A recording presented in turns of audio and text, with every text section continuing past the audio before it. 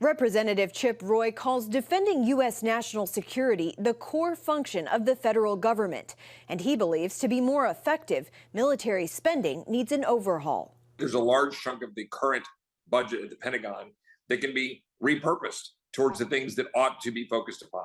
Roy points to excessive bureaucracy, outdated contracts, and other inefficiencies existing within the Defense Department from past administrations, and applauds Secretary Pete Hegseth's efforts to identify savings. We can be smart about how we build out the military, find savings, repurpose it, focus on troop pay and assets, but also use some of the mandatory spending options in the reconciliation process to be able to use money wisely. While also supporting President Trump's peace through strength approach, Roy warns against the kinds of past military operations that have drained U.S. resources. You don't want to rack up costs as we did, unfortunately, through endless wars over the last 20-odd years, where you spent over $7 or $8 trillion and then ended up abandoning Afghanistan and leaving assets on the field. Although the Pentagon is likely to receive a significant budget increase, Roy stresses the need for accountability, eliminating waste, and ensuring money goes to necessary projects. We need to make sure that we have a modern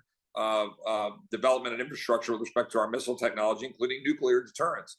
We need to make sure that we've got the best drone technology in the world. We've got to make sure we've got the best technology in the world with respect to missile defense, whether that's an Iron Dome or, as the president called it, Golden Dome.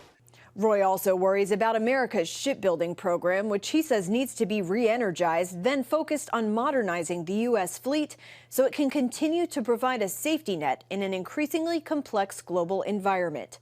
Caitlin Burke, CBN News, Washington.